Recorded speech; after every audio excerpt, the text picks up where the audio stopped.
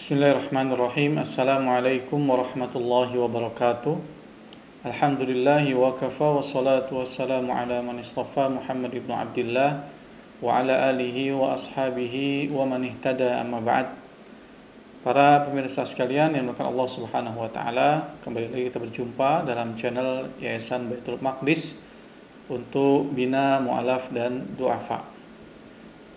Kajian kali ini kita berkaitan dengan keimanan seorang mukmin, siapa saja yang beriman kepada Allah Subhanahu wa taala dan mengakui bahwa Nabi Muhammad SAW adalah nabi dan utusannya, maka kita perlu mempelajari lebih jauh tentang pokok-pokok inti daripada ajaran Islam itu sendiri.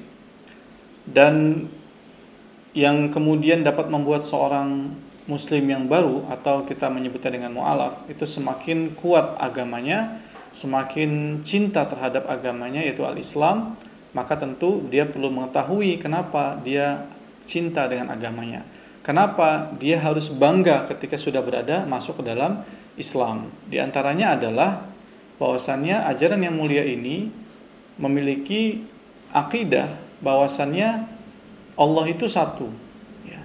Jadi umat Islam atau ajaran Islam yaitu ajaran tauhid, di mana ajaran tauhid itu menjadikan Allah sebagai satu-satunya sesembahan, Allah sebagai satu-satunya yang diibadahi, Allah sebagai zat yang berkuasa penuh, Allah Subhanahu wa taala yang sempurna secara mutlak. Laisa kamitslihi syai'un fil ardi wala fis sama' wa huwa samiul basir. Ya, bahwasanya tidak ada yang satupun di dunia ini, langit maupun bumi, yang dapat menyamakan dengan zat Allah Subhanahu wa taala dalam berbagai hal. Itu adalah berarti Allah berkuasa secara penuh, Allah sempurna secara mutlak, dan tidak ada makhluknya yang mampu menyamai keadaan zat Allah Subhanahu wa taala. Dan ini perlu kita jelaskan. Kenapa? Karena inilah yang disepakati bahkan oleh logika atau rasionalitas modern. Jadi akal yang sehat pasti akan mengakui bahwa yang mencipta, yang maha kuasa, yang sempurna itu harus satu. Dari dalam Al-Quran banyak sekali ayat-ayat Al-Quran yang menjelaskan tentang ajaran tauhid ini, yang mungkin berbeda dengan ajaran-ajaran agama yang lain, tetapi Islam banyak sekali memberikan ayat-ayat atau Allah Subhanahu wa taala membuat klaim tentang keesaannya, tentang ketunggalannya Allah Subhanahu wa taala, dan tidak ada dua atau tiga atau lebih daripada itu. Di antaranya Allah Subhanahu wa taala berfirman, "Qul huwallahu ahad." Katakan wahai Muhammad, Allah itu satu. Kemudian dalam surah Al-Baqarah ayat ke-163, Allah taala juga berfirman, "Wa ilahukum ilahun wahidun." Tuhan kamu adalah Tuhan yang satu. La ilaha illa huwa ar-Rahman ar-Rahim. Tidak ada ilah yang berhak disembah melainkan Dia, yaitu Allah Subhanahu wa taala yang Maha Pengasih lagi Maha Penyayang.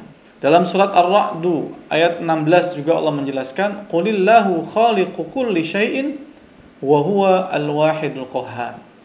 Katakanlah bahwasanya Allah adalah sang pencipta segala sesuatu, dan Dia adalah yang satu lagi Maha Perkasa. Dialah Allah yang esa. Kemudian dalam surah Yusuf ayat ke-39 Allah juga Ta'ala berfirman, "A'arbabu mutafarriquna khairun amillahul wahidul qahhar." Manakah yang lebih baik, Tuhan-Tuhan yang bermacam-macam itu, ya, amillahul wahidul qahhar, Allah atau Allah Subhanahu wa taala yang satu, yang esa lagi Maha Perkasa. Tentu yang satu itu lebih utama, yang esa itu lebih utama daripada Tuhan yang banyak. Bahkan dalam surah Sad ayat ke-65 Allah taala berfirman, "Qul innama ana mundzir wa ma min ilahin illallah al-wahidul qahhar." Katakanlah wahai Muhammad, innama ana mundzir, saya hanyalah sebagai pemberi peringatan, wa ma min ilahin illallah al-wahidul qahhar, dan sekali-kali tidak ada sesembahan yang berhak untuk diibadahi selain daripada Allah al-wahid, Allah yang satu, Allah yang esa, dan Allah yang qahhar, ya, lagi Maha Perkasa atau yang mampu mengalahkan. Nah ini, dan tentu banyak sekali ayat-ayat lain yang membuat satu statement klaim dari Allah Subhanahu wa taala tentang keesaannya, tentang ketauhidannya. Dan ini tidak bisa dibantah oleh sains modern. Lalu misalkan ada orang-orang yang berkata, terutama orang-orang musyrik, loh bukannya lebih baik kalau yang ngurus itu banyak? Bukankah lebih utama kalau yang dewa sakti yang sakti itu lebih banyak? Bukankah lebih mudah mengatur urusan manusia kalau juga yang ngurusi mereka banyak? Jadi ada urusan langit, ada urusan bumi, ada urusan tanah, ada urusan air, ada urusan udara seperti yang ramai hari ini ya. Sang penguasa 4 elemen, Masya Allah ya. Jadi bahkan itu klaim orang-orang musyrik gitu. Bahkan dalam peristiwa di mana Rasulullah SAW mendeklarasikan tentang keesaan Allah Subhanahu Wa Taala dan mengajak mereka untuk beriman kepada Allah yang satu, kepada Tuhan yang satu, mereka menolak. Ya, kenapa? Karena selama ini mereka sudah menyembah kepada Tuhan yang banyak. Bahkan di Ka'bah itu sudah banyak Tuhan-Tuhan yang mereka ciptakan sendiri yang kemudian dimintai pertolongannya, dimintai untuk dipanjangkan umur, ditambahkan rezeki, dimudahkan urusannya, ya, dimudahkan jodohnya. Itu mereka meminta kepada sesuatu yang sebenarnya itu tidak punya kuasa apapun, bahkan atas dirinya sendiri. Maka ketika Nabi SAW datang menyampaikan tentang keesaan Allah, tentang dakwah Islam ini, mereka mengatakan dalam surah Shad ayat ke-5, aja'alal alihata ilahan wahida, kata mereka. Mengapa dia harus menjadikan Tuhan-Tuhan yang banyak itu menjadi satu saja? Inna hadza la syai'un ujab. Sungguh ini adalah perkara yang sangat mengherankan. Jadi ajaran yang dibawa oleh Nabi SAW sebagai risalah yang mengajak mereka untuk mengesahkan Allah Subhanahu Wa Taala dianggap itu enggak logik.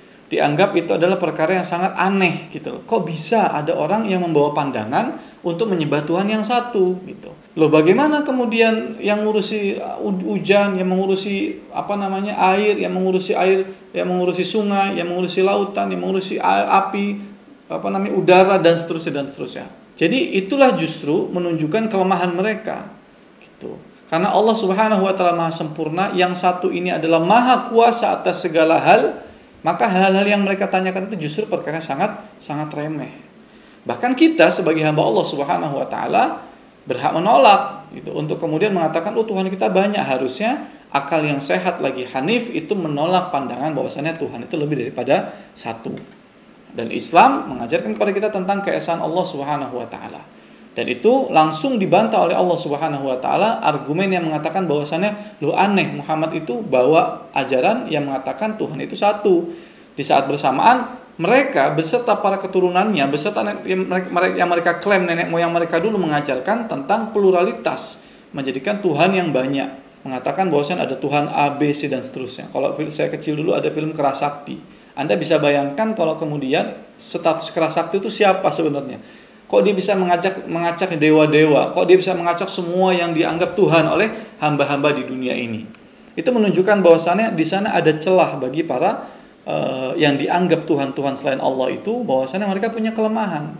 Dan kelemahan itu adalah sifat yang mustahil bagi Allah yang Maha Kuasa lagi Maha Sempurna. Kalau yang satu bilang ada Tuhan A, ada Tuhan B, ada Tuhan C, tentu dari Tuhan yang satu dengan yang lainnya itu ada ketidaksempurnaan.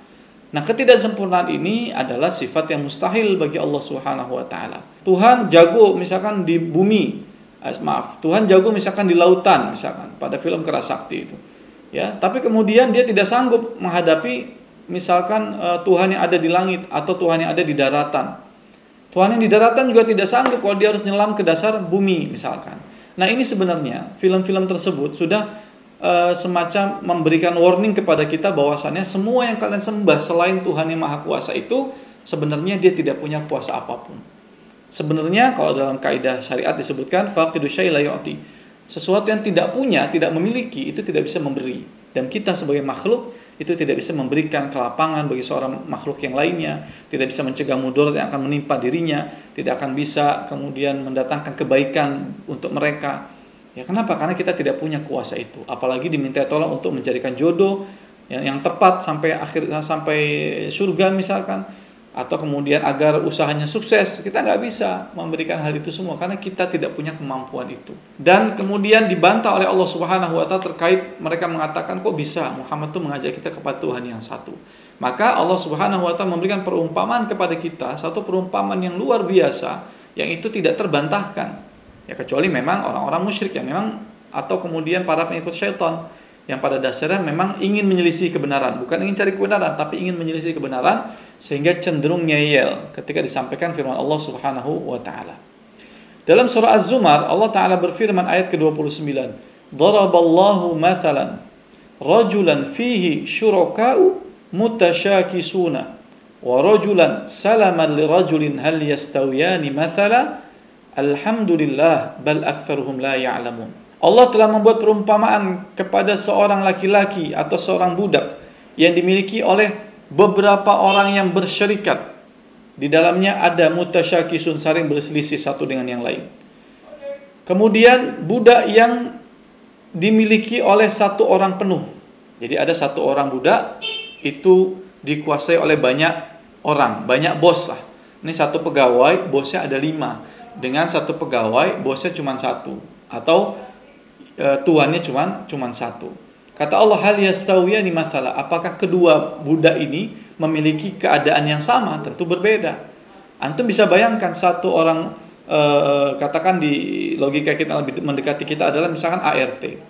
ART dalam rumah tangga dia harus mendengarkan perintah dari bapak, ibu, ya suami istri itu, kemudian anaknya, kemudian juga mungkin ada saudaranya di situ tinggal, kemudian ada orang tua daripada yang mempekerjakan dia di situ. Jadi ada nenek, kakek, ayah, ibu, ada anaknya misalkan 2 orang, sudah ada 6.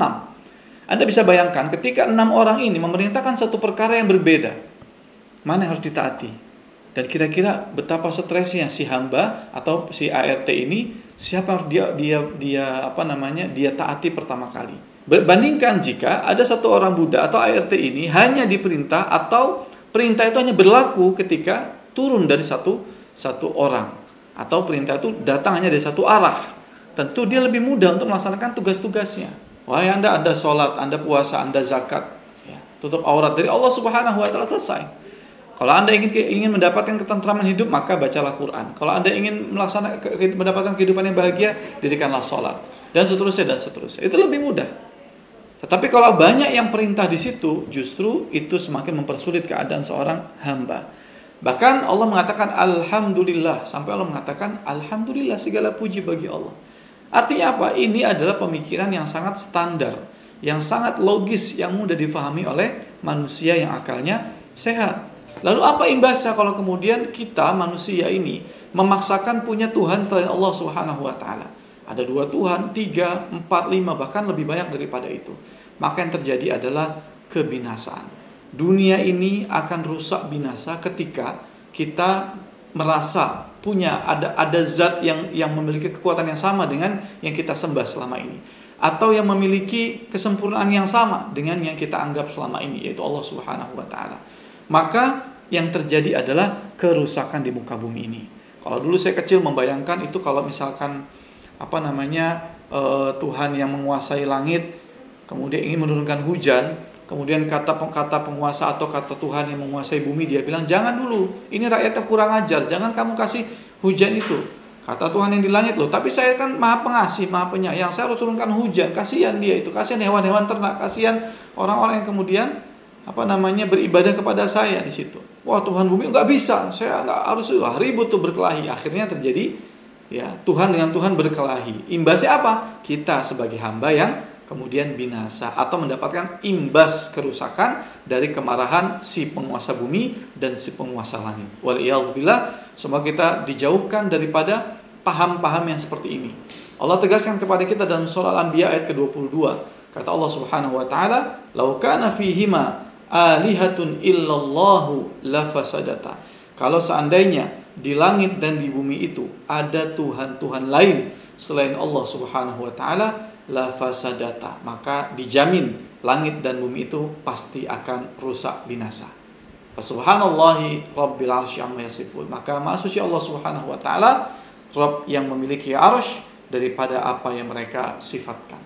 Para pemirsa sekalian Allah Subhanahu wa taala, para pendengar yang dimuliakan Allah Subhanahu wa taala, nah inilah di antara keistimewaan Islam, yaitu memiliki Tuhan yang satu. Dialah Allah Subhanahu wa taala yang tidak bisa dibantah, baik dari sisi hujjah, nas, maupun dari sisi logika untuk orang-orang yang berakal. Barakallahu fikum. Wassalamualaikum warahmatullahi wabarakatuh.